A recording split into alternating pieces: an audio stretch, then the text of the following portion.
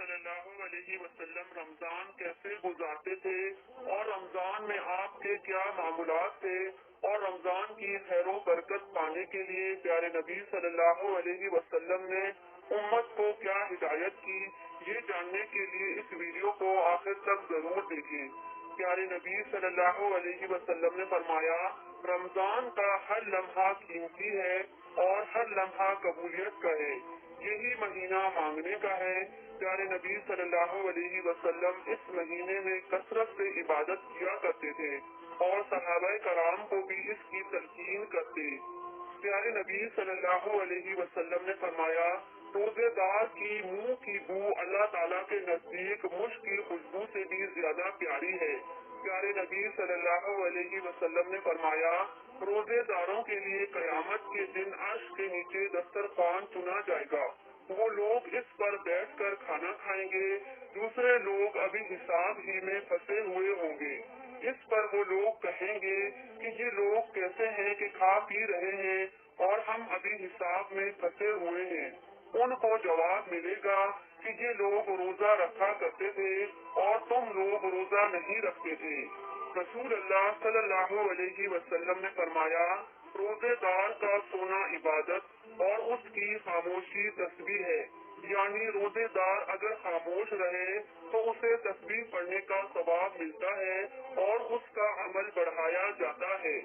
یعنی اس کے اعمال کا ثواب دوسرے دنوں کی نسبت ان دنوں میں زیادہ ہوتا ہے اور اس کی دعا قبول ہوتی ہے اور اس کے گناہ بخش دیے جاتے ہیں۔ پیارے نبی صلی اللہ علیہ وسلم نے فرمایا، جو شخص روزے دار کو افطار کرائے اس کو روزہ رکھنے والے کے برابر ثواب ملے گا اور روزے دار کے ثواب سے کچھ کم نہ ہوگا۔ اگرچہ کسی معمولی کھانے ہی سے افطار کرائے، چاہے پانی ہی کیوں نہ ہو، مطلب یہ ہے کہ روزے دار کا ثواب کم نہ ہوگا، بلکہ اللہ تعالیٰ اپنی رحمت سے اپنی طرف سے روزہ افطار کرانے والے کو روزے دار کے برابر ثواب عنایت فرمائیں گے۔ پیارے نبی صلی اللہ علیہ وسلم نے فرمایا،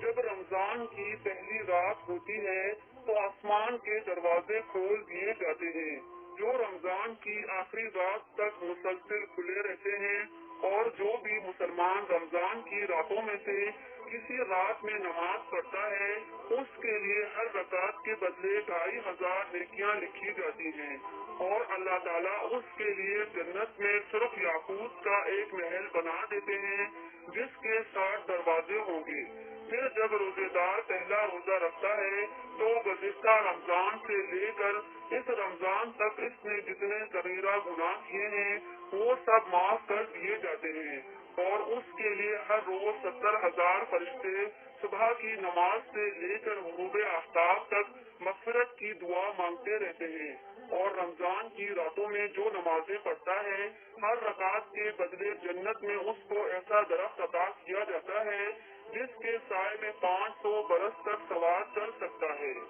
پیارے نبی صلی اللہ علیہ وسلم نے فرمایا، شروع سال سے آخر تک رمضان کے لیے جنت سجائی جاتی ہے اور بڑی بڑی آنکھوں والی حوریں شروع سال سے آخر تک رمضان کے روزے داروں کے لیے بناؤ سنگار کرتی ہیں۔ جب رمضان کا مہینہ آتا ہے تو جنت کہتی ہے، اے اللہ اپنے بندوں کو میرے اندر داخل فرما دیجیے۔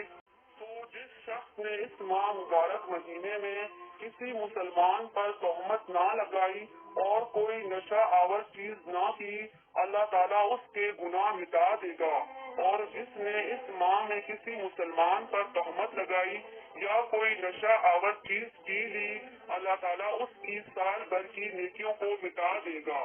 پیارے نبی صلی اللہ علیہ وسلم نے فرمایا، رمضان کے مہینے میں تقوی اختیار کرو، اس لیے کہ یہ اللہ تعالیٰ کا مہینہ ہے، یعنی اس میں بندوں کو حکم ہوتا ہے کہ اللہ تعالیٰ کی عادت اختیار کرے کہ کھانا پینا چھوڑ دے، جیسے اللہ تعالیٰ ہمیشہ کھانے پینے سے پاک رہتا ہے، اسی لیے اس مہینے کو اللہ تعالیٰ کا مہینہ قرار دیا گیا ہے، ورنہ تمام مہینے اللہ تعالیٰ کے ہی ہیں۔ پیارے نبی صلی اللہ علیہ وسلم نے فرمایا کہ میری امت کو رمضان شریف کے بارے میں 5 چیزیں مخصوص طور پر دی گئی ہیں۔ جو پہلی امتوں کو نہیں ملی۔ نمبر 1 یہ کہ ان کے منہ کی بو اللہ تعالیٰ کے نزدیک مشک سے زیادہ پسندیدہ ہے۔ نمبر 2 ان کے لیے دریا کی مچھلیاں تک دعا کرتی ہیں اور افطار کے وقت تک کرتی رہتی ہیں۔ نمبر 3 جنت ہر روز ان کے لیے آراستہ کی جاتی ہے۔ اللہ تعالیٰ ارشاد فرماتے ہیں کہ قریب ہے کہ میرے نیک بندے دنیا کی مشقتیں اپنے اوپر سے پھینک کر تیری طرف آئے۔ اس میں سرکش شیاطین قید کر دیے جاتے ہیں۔ وہ رمضان میں ان برائیوں کی طرف نہیں پہنچ سکتے جن کی طرف غیر رمضان میں پہنچ سکتے ہیں۔ نمبر 5 رمضان کی آخری رات میں روزے داروں کی مغفرت کی جاتی ہے۔ ابن عباس رضی اللہ تعالی عنہ کی روایت ہے کہ انہوں نے حضور صلی اللہ علیہ وسلم کو یہ ارشاد فرماتے ہوئے سنا کہ جنت کو رمضان شریف کے لیے خوشبوؤں کی دھونی دی جاتی ہے۔ شروع سال سے آخر سال تک رمضان کی خاطر آراستہ کیا جاتا ہے۔ بس جب رمضان المبارک کی پہلی رات ہوتی ہے تو عرش کے نیچے سے ایک ہوا چلتی ہے جس کا نام مشیرہ ہے، جس کی جھونکوں کی وجہ سے جنت کے درختوں کے پتے اور کواڑوں کے حلقے بجنے لگتے ہیں، جس سے ایسی دل آویز سریلی آواز نکلتی ہے۔ جنت کے دروازے حضرت محمد صلی اللہ علیہ وسلم کی امت کے لیے آج کھول دیے گئے ہیں۔ حضور صلی اللہ علیہ وسلم نے فرمایا اللہ تعالیٰ جنت کے دروازے سے فرما دیتے ہیں کہ جنت کے دروازے کھول دو، اور جہنم کے دروازے سے فرما دیتے ہیں کہ حضرت محمد صلی اللہ علیہ وسلم کی امت کے روزے داروں پر جہنم کے دروازے بند کر دو۔